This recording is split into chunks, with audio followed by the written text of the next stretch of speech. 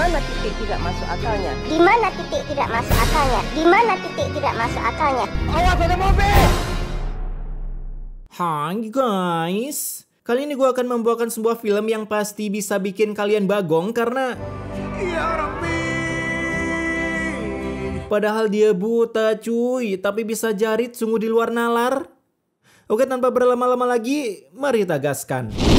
Pada suatu hari, ada seorang keluarga yang anaknya ingin melakukan deposit ke rumah sakit karena panasnya sepanas matahari, namun karena bapaknya lupa menonaktifkan mode racing di karisma koperasinya, mereka pun harus kecelakaan yang lumayan tragis sampai harus dilarikan ke rumah sakit. Tapi untungnya si bocil ngep-ngep dan bapaknya udah beli immortal, sementara maknya, Mas Arif.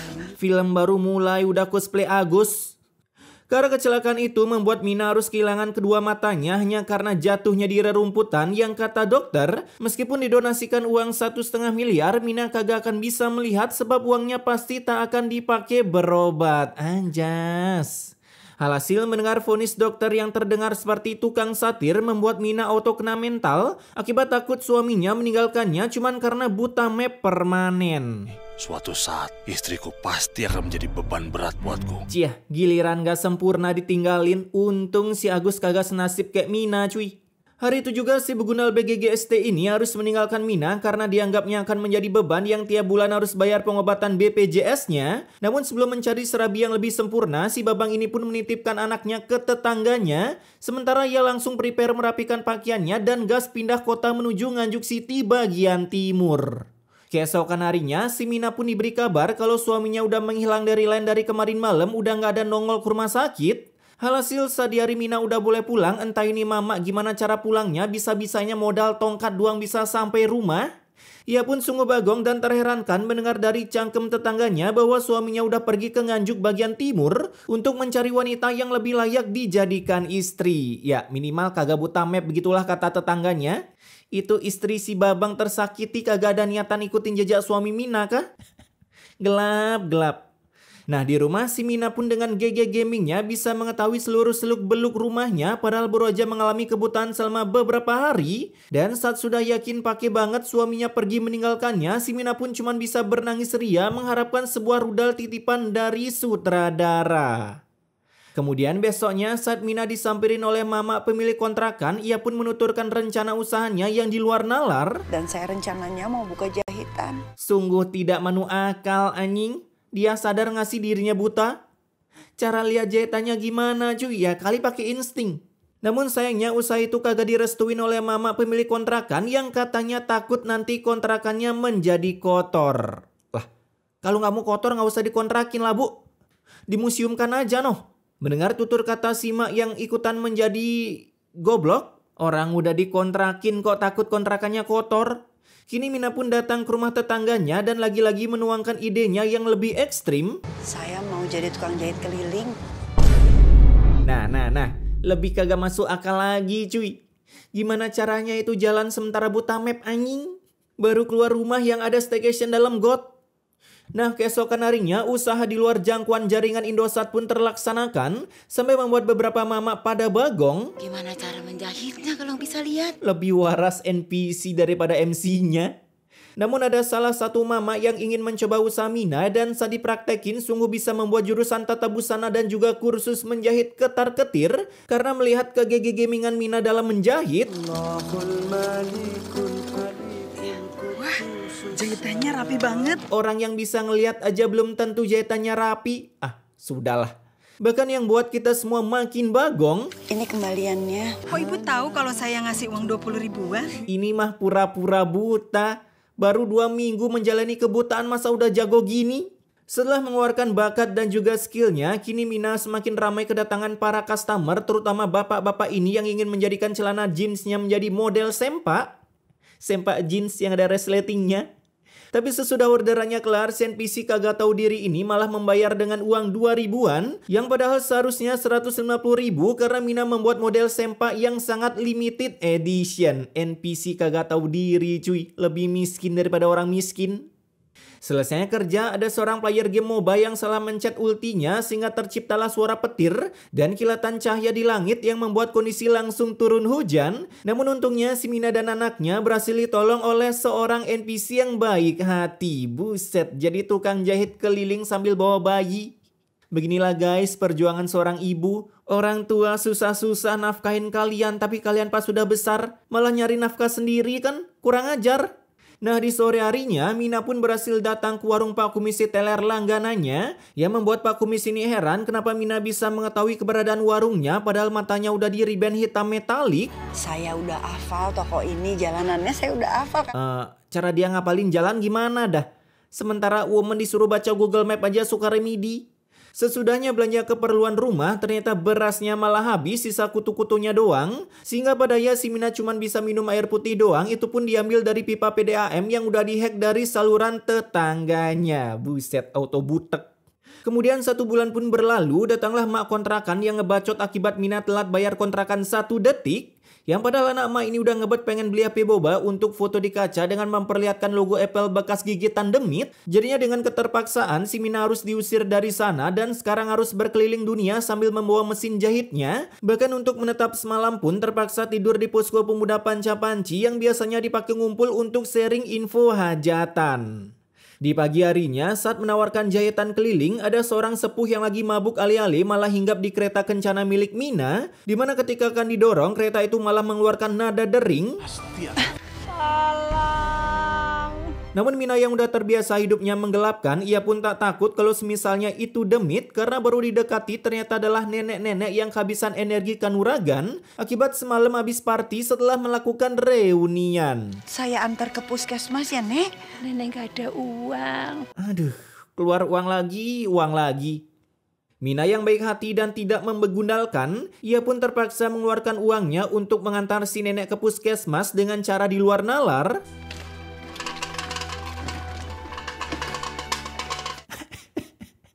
Itu ceritanya ngapain cuy? Untungnya dengan Google Maps di mata Mina, ia pun berhasil membawa si nenek ke rumah sakit dan membayarkan biaya pengobatannya. Tapi karena berbuat baik, Mina pun mendapatkan balasannya yang sebagai tanda terima kasih. Si nenek pun merekrut Mina sebagai anaknya untuk tinggal di rumahnya daripada menetap tiap malam di pos kamling pemuda Panca Indra. Lumayan lah ya, modal bayar pengobatan 100.000 malah dapat penginapan gratis. Hari itu juga, si Mina pun langsung dibawa ke rumah si nenek yang dulu bekas Nolan tinggal, tapi karena udah pensiun, akhirnya si nenek diwariskan rumah bekas penjajahan ini. Namun baru sehari tinggal di sana, meski beralaskan tikar bekas esek-esek di kebun, besoknya datanglah seorang kontraktor yang ingin menawarkan hunian yang lebih layak untuk si nenek karena rumahnya terkena proyek pemerintah. Kebetulan Monas katanya mau dipindahin ke sana sebelum Jakarta tenggelam. Tapi meski udah diiming-imingi rumah bersubsidi VIP, si nenek tetap kagak rela rumahnya digusur. Selama hidup hanya mau tinggal di rumah ini saja. Sampai membuat Mina terkagumkan melihat keberanian si nenek yang dengan berani menentang 2 bawahan elit nasional yang mencoba menggusurnya dengan cara sopan. Ya elah, entar malam juga dibakar itu. Mending mauin aja dah, kayak nggak tahu aja. Setelah kepergian 2 barudak tadi, kini Mina pun melanjutkan kerjaan kelilingnya tanpa membawa si member FF karena udah dititipin ke si nenek. Jadinya dengan gampangnya si Mina bisa menyelesaikan orderan jahitnya sampai membuat pelanggannya ketar-ketir melihat teknik Mina dalam menjahit yang meskipun buta, jeritannya pun bisa diadu dengan kualitas internasional meskipun ujung-ujungnya pasti akan kalah. Tolong ini Wakanda mencari bakat, juara satunya lepas, tolong dikandangin.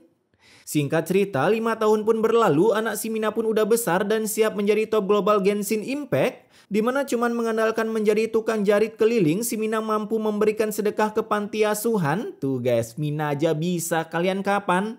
Namun di tengah kegacorannya pasti aja ada yang iri, contohnya Babang Begunal ini yang niatannya mencuri mesin jahit Mina sementara Mina gagal menghentikannya. Dan saat si nenek mau mengeluarkan ulti Zilong buat ngejar, ia pun seketika kena kutukan di kepala dan harus AFK merelakan mesin jahitnya dicuri orang. Gabut banget bang, itu nyuri mesin jahit anjing. Nah keesokan harinya si nenek pun mencarikan info loker untuk Mina, tapi aduh, kagak nyuruh jadi pembantu juga nek. Si Mina pun disuruh jadi pembantu di rumah emak ini dengan job desk mencuci, memasak, dan menyetrika, dan bisa-bisanya si Mina menyanggupinya. Alhasil si Mina langsung diperkenalkan terlebih dahulu bagaimana bentuk rumah majikannya, meskipun cuma melalui raba-raba. Semudah ini cuy hidup di pintu berkah. Dengan hasil uang kerjanya, si Mina pun pulang membawakan martabak manis, di mana saat mau mencaplok, jantung si nenek tiba-tiba cosplay Ultraman yang ingin berubah jadi manusia. Tapi untungnya beliau begitu gercep dibawa ke rumah sakit meskipun vonisan sang dokter membuat Mina terbagongkan karena si nenek udah ada di ambang kepunahan, ingin menyatu dengan tanah akibat mengidap penyakit yang begitu langka. Gak apa-apa lah ya, habis wasted lumayan dapat warisan. Setelah mendengar vonisan itu, kini Mina semakin harus meluangkan waktunya untuk merawat si nenek, berharap saat wasted ia bisa dapatin warisan. Dan di tengah percakapan mereka, si nenek pun bilang kalau rumah ini akan diserahkan ke kontraktor yang dulu menawar rumahnya untuk mendapatkan cuan. Bau-bau warisan nih. Nenek mau jual rumah ini, Wi. Itu artinya aku dan Nila harus pergi dari sini. Kemudian besoknya setelah deal-dealan, akhirnya rumah ini udah terjual dan si Mina diberikan surprise berupa amplop coklat sebesar kado jika teman kalian ulang tahun sewaktu SD. Dimana dari hasil penjualannya, si nenek memberikan full untuk Mina agar bisa membeli rumah baru dengan syarat jangan pakai KPR supaya tak terjebak lingkaran setan. Kala itu kelarnya memberikan tutur tinular, jantung si nenek pun kembali kumat. Dan kini ia pun harus dibuat tepar permanen alias wasted. Nggak apa-apalah ya, udah dapat warisan, udah biarin aja gitu. Nah, beberapa hari setelah wastednya sang nenek, kini Mina pun menggibah ke tetangganya kalau kini ia bisa membeli 1 Bitcoin jika mau, bahkan harga dirimu pun bisa gua beli kalau gabut, begitulah isi percakapan di sana. Kemudian besoknya dengan uang itu, kini Mina pun udah bisa membeli rumah yang dibantu juga oleh tetangganya. Bahkan ia pun juga membeli mesin jahit sesuai pesan immortal si nenek. Ini mesin jahit baru kamu. Setiap hari kerjaan si Mina pun cuman bagong AFK karena rahimku anget buang. Begitu kangen dengan suaminya yang menghilang dari line, apalagi usaha jahitnya malah tiba-tiba drop. Ya elah, tinggal keliling lagi gacor itu. Di pagi harinya dengan bermodalkan cangkem, Silahkan jahit sama saya. Saya terima jahitan. marketing macam apa ini? Paling juga nyampe ke kuping tetangga doang anjing. Namun yang namanya film pintu gerbang tentu di setiap adegan diberi mujizat karena cuma ngandelin teriak depan rumah. Salah satu warga pun tertarik memakai jasa Mina yang katanya minggu depan ia ada acara undangan, kebetulan suaminya satgas pemburu hajatan. Jadinya si Mina pun disuruh merancang busana miliknya agar bisa cosplay Tuan Putri. Beberapa hari kemudian emak itu pun datang dan puas dengan hasil jahitan Mina, bahkan saking kagumnya dengan hasil jahitan Mina yang meskipun buta, beliau pun sampai ingin menjual Mina di Facebook sampai ke kandang-kandangnya. Nanti fotonya mau saya upload ke Facebook dan Instagram. Curiga gue bakal diposting di grup jual beli organ. Nah, semenjak diposting, kini usaha Mina makin berkembang biak yang tentunya semakin tak masuk akal karena bisa-bisanya mengukur customer tanpa melihat cuman meraba-raba. Apa saja yang Allah kehendaki terjadi. 25 Nila. Sedangkan anaknya dijadikan juru tulis karena kalau sampai Mina bisa nulis takutnya para penonton makin berkata, gimana Titi tidak masuk akalnya? Ya Rabbi. Gelap, mau ketawa cuman takut satu circle sama Bang Coki. Dari hasil usahanya, kini Mina pun bisa menabung pundi-pundi rejeki yang dibantu menghitung oleh tetangganya karena diam-diam masuk kantong setengahnya. Bahkan kini Mina juga mendapatkan orderan dari sebuah kantor inisialnya BUMN OPQRSTU yang mengorder seluruh pakaian dinas stafnya di tempat Mina. Hati-hati Min, kadang kalau yang begituan susah bayar tunggakan. Cuaks! Setiap hari kerjaan Mina cuman kerja doang, sampai makan pun diambilin oleh anaknya yang kebetulan lagi istirahat bermain Genshin Impact. Ibu, sarapan dulu yuk. Ibu, Mila mau sekolah. Lah, gua kira udah SD cuy. Tak berselang lama datanglah customernya yang mengorder pakaian dinas dan gua kira untuk bayarannya sangat susah cair, melainkan gampang banget cair, bahkan Mina diberikan bonus untuk memenuhi kebutuhan sekolah anaknya yang udah telat masuk TK. Nah besoknya daripada TK, Mina lebih memilih memasukkan anaknya langsung ke sekolah dasar, hitung-hitung supaya cepat tamat dan cepat jadi tulang punggung keluarga. Peranakan generasi sandwich anjing. Kemudian di jalan ia kembali bertemu dengan tetangganya yang sekarang nasibnya menjadi pengangguran, sehingga Mina yang kebetulan buka loker jarit ia pun merekrutnya, yang padahal Mina sama sekali tak pernah memposting di sosial media tentang keberadaan usahanya. Emang di luar nalar cuy.